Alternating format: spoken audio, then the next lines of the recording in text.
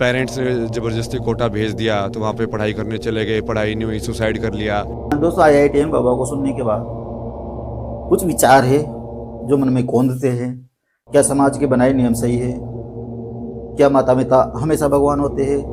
क्या हर परंपरा का पालन करना जरूरी है, चाहे वह गलती क्यों न हो? तो दोस्तों, आज हम जानेंगे IITM बाबा के विचार, जिन्होंने कुंभ मेले में समाज को आईना दिखाया और जिनकी बातें हर इंसान को सोचने पर मजबूर करती हैं। क्योंकि उनको गिल्ट में डाल डाल के माँ बाप ऐसा बना देते हैं कि हमने तेरे पे रहम किया है, हमने तेरे को पढ़ाया, मैं मालिक करके ना। IITM बाबा ने कहा है कि हर माता पिता भगवान नहीं होते। उन्होंने तर्क दिया कि यदि हर माता पिता भगवान होते तो कोई भी माँ अपने छोटे छोटे बच्चों को छोड़कर अपने प्रेमी के संग भाग नहीं जाती। अगर पिता हमेशा भगवान होते तो कोई भी पिता अपनी पुत्री को चंद पैसों के लिए बेच नहीं देते।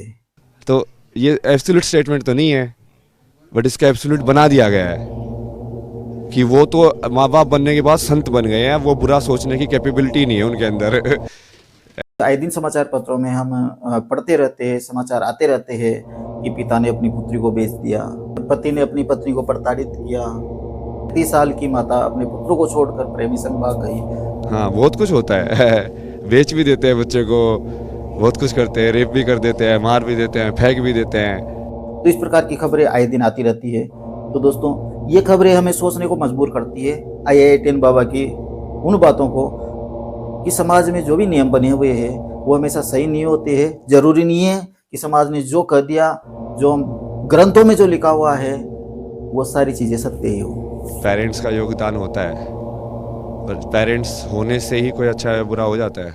IITM बाबा का कहना है कि सम्मान और प्रेम केवल उन्हीं के लिए होता है जो इनके पात्र होते हैं। अगर हर पति परमेश्वर होता तो वो अपनी पत्नियों पर अत्याचार नहीं करते। समाज ने महिलाओं को यह सिखाया है कि पति की सेवा करना धर्म है, चाहे वह कैसा भी व्यवहार करे। परंतु क्या ऐसे इंसान को भगवान मानना सही है जो प्यार और सम्मान का भी हकदार नहीं हो? बट जब दूसरा धर्म ना निभाए तो वो दूसरे साथ धर्म निभाने की ज्यादा जरूरत नहीं हो, तो कृष्ण ने बार बार बताया।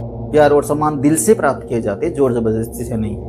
एक प्रमुख सवाल उठता है, क्या समाज ने हमें आदर्श पितृभक्ति और पतिव्रता के नाम पर गुलाम बनाया है?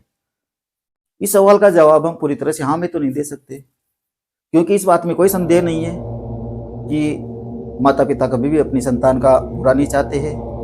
माता पिता तो अपनी संतान का बुरा चाहने वालों से संतान को बचाते हैं। फिर ये बहस क्यों?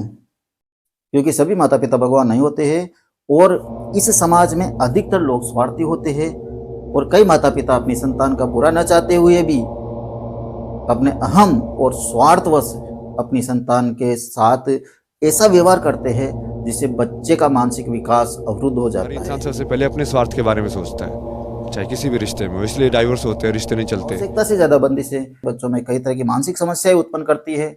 माता पिता ये नहीं सोचते कि हमारे व्यवहार का हमारे बच्चों पर क्या असर पड़ेगा, कि पेरेंट्स के दबाव के ऊपर जो प्रेशर पड़ता है बच्चों के ऊपर, इसी डर के वशीभूत होकर माता पिता बच्चों पर कई तरह की बंदिशें लगाते हैं। माता पिता अपनी संतान से तो सम्मान चाहते हैं, लेकिन ऐसा मान सम्मान वो अपने ही माता पिता को नहीं देते हैं। अपने माता पिता का अपमान करके पुत्र से सम्मान चाहते हैं। एक और डर माता पिता में रहता है कि बच्चा हाथ से न निकल जाए। एक व्यक्ति जो अपने पिता और पत्नी को हमेशा प्रताड़ित करता रहता है, हमेशा मारता पीटता है, घर के ऐसे माहौल में बच्चे का विकास होता है, बच्चा डरा सहमा बड़ा होता है और एक दिन आवेश में आकर अपने अत्याचारी पिता की हत्या कर देता है। दूसरे दिन अखबारों में खबर छपती है कि कलयुगी पुत्र ने पिता की हत्या कर दी।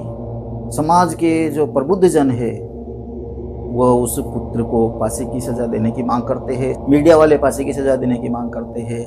लेकिन इस त्रासदी की जड़ किसमें है, इस चीज को हमें ढूंढना जरूरी है। यह सारा अपराध उसी पुत्र का है, या उस पिता की गलती नहीं है, उसके पिता की नीतियों की गलती नहीं है, जिन्होंने अपने स्वार्थवश और अपने अहंकारवश इस प्रकार का व्यवहार किया। जो व्यवहार आप करोगे वही आपके बच्चे सीखेंगे। अगर पुत्र अपने पिता की हर आज्ञा मानता है, चाहे वो गलती हो, तो इसे आप पितृभक्ति कहोगे या फिर अन्याय का समर्थन कहोगे? अगर इसे आप पितृभक्ति कहोगे तो एक डाकू का बेटा डाकू ही बनेगा। एक पितृभक्त डाकू कहलाएगा। और ऐसा पुत्र जो उस डाकू पिता के कार्यों का विरोध करेगा उसको अधर्मी पुत्र कहा जाएगा। क्या इसे आप सहमत है? अगर पत्नी हमेशा अत्याचार सहती रहती है तो क्या है, पति के प्रति भक्ति है या खुद को नष्ट करना है? तो दोस्तों, IITN बाबा का अंतिम संदेश है, गलत परंपराओं को तोड़ो, सवाल करो और अपने मन की सुनो, हमेशा सच का साथ दो। अगर हम समाज के नियमों को बिना सोचे समझे मानते रहेंगे तो ये हमारी आज़ादी और खुशियाँ छीन लेंगे। दोस्तों, अगर आप IITN बाबा के विचारों से सहमत हो तो अपने विचार कमेंट बॉक्स में साझा करें और हमारे चैनल पढ़ाई पढ़ो को सब्सक्राइब करना नहीं भूलें। मिलते हैं नेक्स्ट वीडियो में। हर हर महादेव।